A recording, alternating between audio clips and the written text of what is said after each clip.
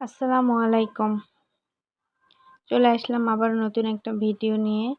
তো বিকেলবেলা আজকে ছেলেকে নিয়ে একটু বাহিরে বের হয়েছিলাম।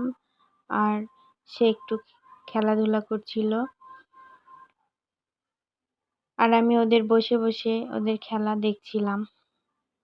তো এরই মধ্যেই বৃষ্টি পড়া শুরু হলো। বাসায় চলে আসলাম আমরা। তারপরে তো বৃষ্টি থেমে গেল আর বের হয়ে দেখি যে আমাদের এই গোলাপ গাছটাতে ৩ টা গোলাপ ফুল ফুটে আছে। আর বৃষ্টিতে সব রাস্তাঘাট ভিজে গেছে। আবারও ছেলে বায়না ধরেছে যে বাইরে বের হবে, তো ওকে নিয়ে আবারও বাইরে বের হলাম।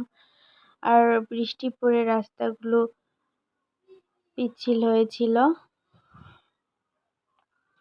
তো সাবধানে মা ছেলে একটু ওদিকে ঘুরতে যাচ্ছিলাম রাস্তার দিকে।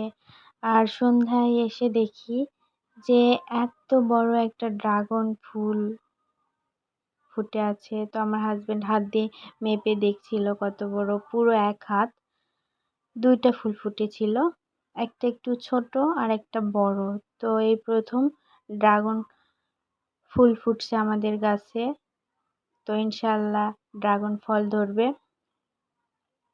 আর ড্রাগন ফুলটা দেখতে মাশাআল্লাহ অনেক সুন্দর।